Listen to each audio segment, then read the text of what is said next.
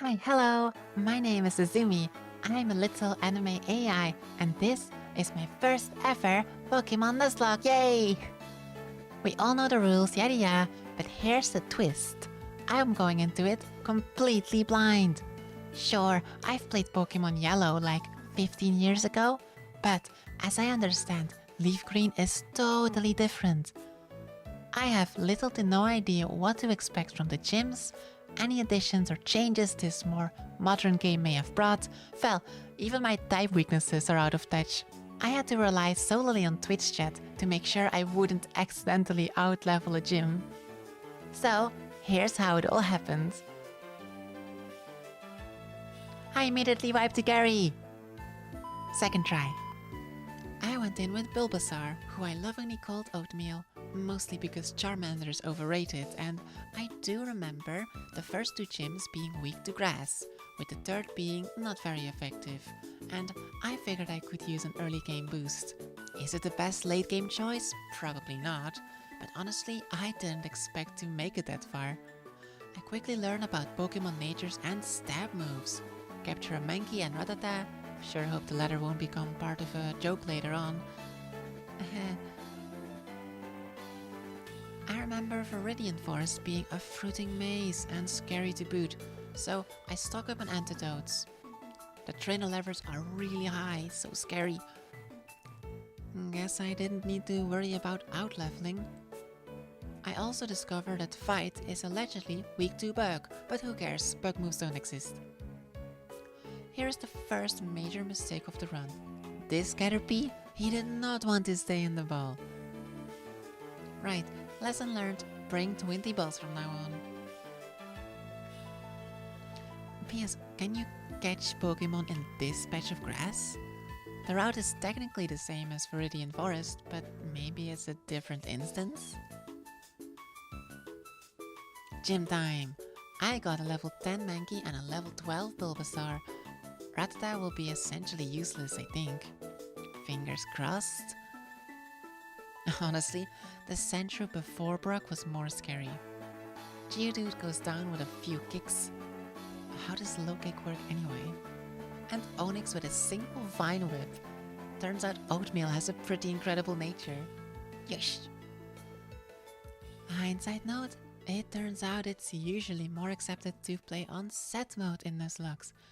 I didn't know about this at the time, I only learned about it later on in the run. And I may consider doing it later on, but hopefully it's okay for a super newbie like myself to play on baby mode for just a little longer. Our new Pokemon are Sparrow, and of course we buy the Magikarp from a shifty dealer. I didn't know anything about encounter routing yet, I'm afraid. But this route was surprisingly scary, since I don't know most trainers or what they bring, and I don't have a counter against flyers yet. There were a bunch of almost disasters. Mount Moon, on the other hand, wasn't as scary as I remember it being. All the fruiting Zubats though, they're like cicadas in anime, they're everywhere.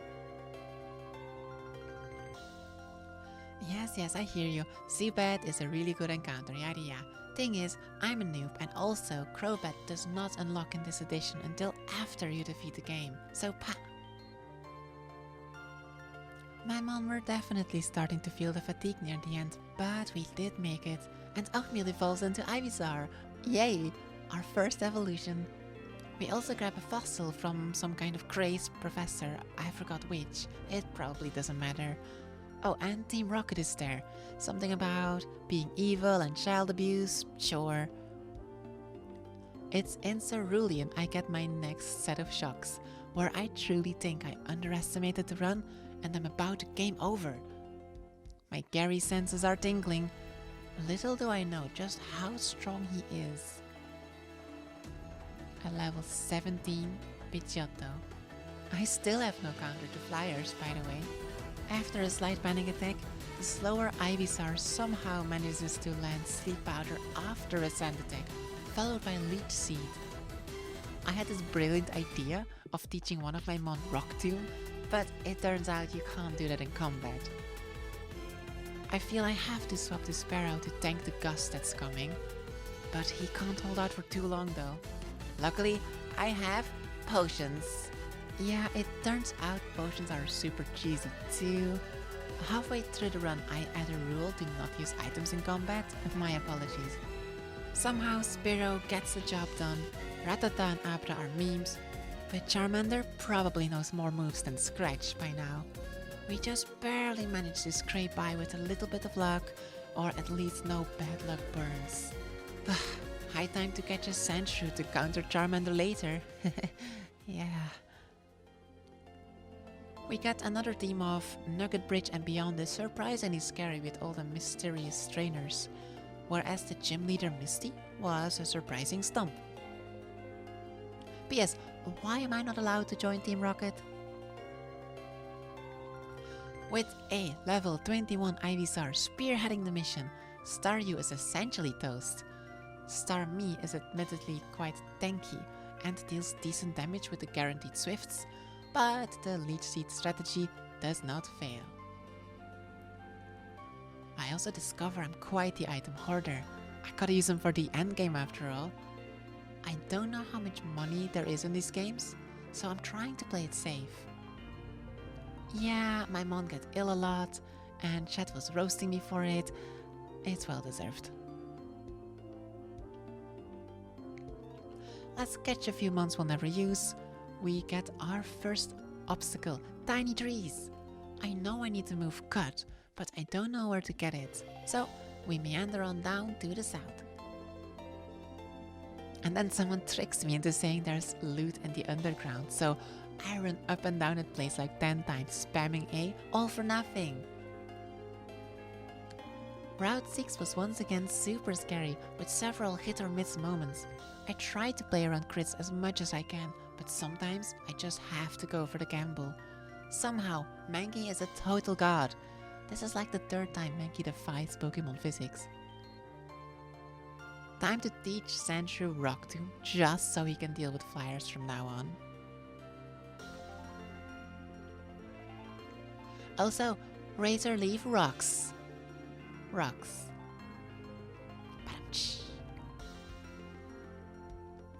The new city is awesome. I think it's called Vermilion, and the people gave me a machine to find trainers, a fruiting bike from some weird dude with a Rapidash fetish, a useless fishing rod, and they got a big boat.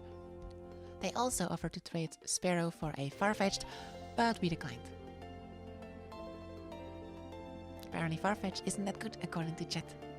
Before that, I left Carpy, the Magikarp, with the daycarer, so he can break his head on how to raise that thing. Is that allowed? Sure enough, Carpy became a mighty Gyarados. What a beast! Bye Zubat for now. Since the gym is blocked off, we decided to visit the boat. It was full of rich people and lots of Pokemon types. And you can freely rummage through dustbins to find valuable items. We struggled a bit against poison and fire, so we thought Sandy, the Sandshrew, big. Unfortunately, he is low level, not very fast, and he doesn't have a lot of high special defense, so we still struggle quite a bit. Oh god! It's our rival, completely out of nowhere.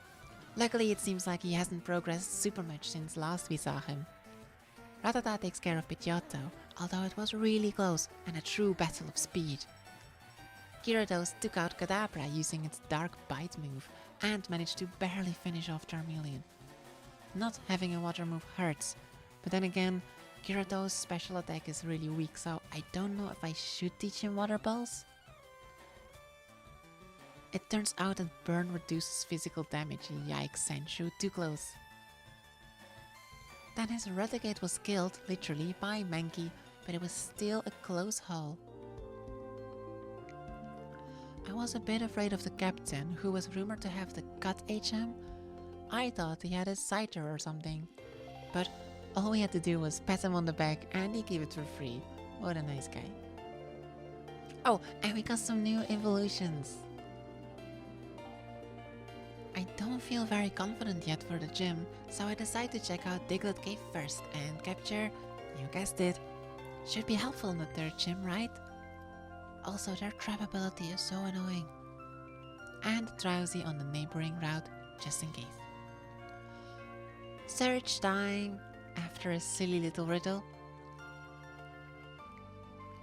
Has anyone noticed how these gym leaders that are so-called the best of the best, they only have like 2 or 3 Pokemon? Seems kind of a letdown for being a gym leader. You know, just saying. Sandy gets roughed up through Voltorb's Sonic Boom but manages to one-shot with Dig anyway. And he even hits Pikachu through a double team. However, after a Paralyze, it's time for us both to swap to our mains. Oatmeal versus Raichu. I come up with the perfect big brain strategy. Leech Seed. It takes a while to hit, and practically no other attack lands due to double team.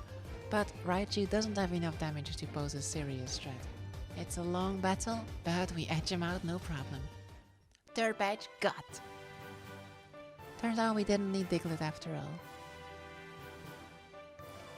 Next up, Route 9. Mankey continues to be an MVP by critting at good times, snapping out of confusing, hitting dodging enemies and more. All in all, no problem. However, there is a big fat Pokemon in the way, so we gotta backtrack. One little side hustle later, it's time for the Dark Cave. Spoopy. We grab a wannabe Pokeball named Voltorb just for flash, followed by a Geodude named Geo Johnson in the cave. It's a long trek, but we're all determined to make it in one sitting. No going back to Poké Centers all the time. I tried to use the opportunity to level up my friends until the unthinkable happens. See, I was trying to make a quick video out of this, but it turns out when you're new like me, random nonsense happens in completely random wild encounters. Big Monkey, the level 25 Mankey, gets hit by a magnitude 8 from a level 20 Geodude. No crit, no super effective, just a one-hit KO, just like that. I have never screeched so loud in my life.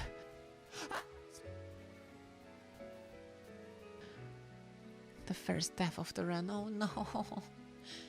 Is this the curse of Lavender Town hitting early?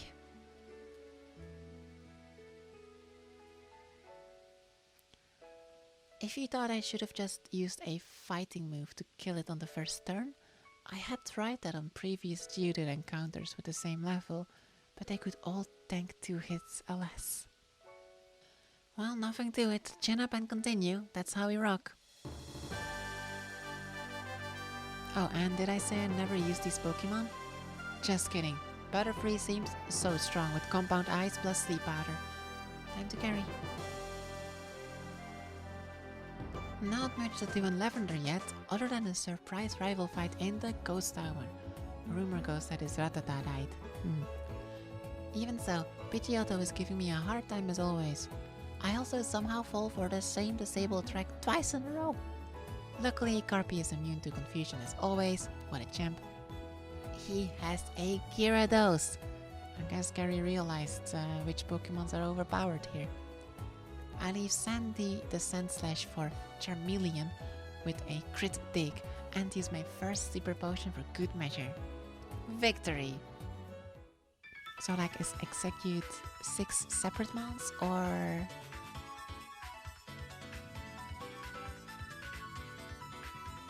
Time to explore.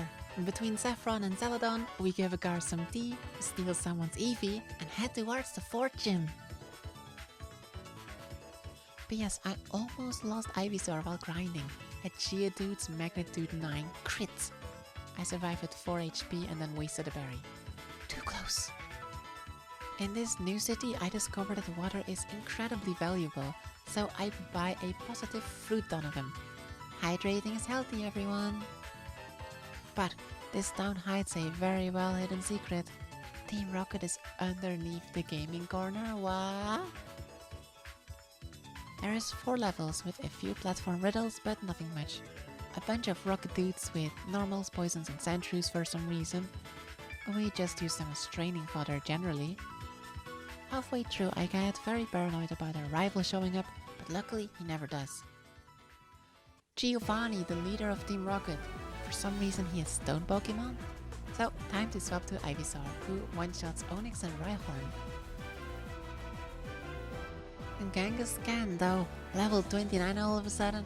All the mooks were like level 20. Oh well. Ivysaur sets up the Sleep Powder lead sheet and then cuts through with Razor Leaf. However, Kangaskhan wakes up very fast and lowers our defense twice. Not to mention, Razor Leaf is not doing as much damage as I'd like. I get a bit nervous, so I swap out Ivysaur for Sandslash, who has a much higher physical defense. Kangaskhan bites, but Sandslash tanks it easily and gets healed right up through Leech Seed. After that, it's just a matter of some Rock Dooms and Slashes to take the win. Giovanni leaves and gives us the scope we need for the scary ghost tower. What a very considerate guy. For a mafia boss. But first, it's time to challenge the 4th gym. Since it's plants, my main plan is Pharaoh. Time to shine, buddy. Rest assured, he cuts through all the Bellsprouts and Odysseus with a few dicey moments due to paralyze and sleep, but it's okay. In fact, I'm a little worried that I'm going to accidentally out-level the gym, but luckily that doesn't happen. Level 29 Pharaoh versus Erika. First Pokemon is a level 29 Victory Bell. One peck, super effective, does about 35% damage, but we get Stun Sport right away, giving her the speed advantage. I stubbornly keep backing because the speed maybe doesn't matter too much in this case, and Paralyze is pretty rare, I think. 3 packs brings him down to 1 HP, so I pursue just in case Erika decides to swap it out, but it's a super potion of course.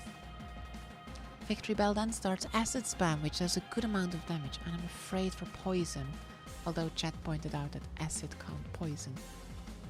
I end up having to use several super potions to play it safe, and to prevent unlucky crits, as well as a Paralyze heal.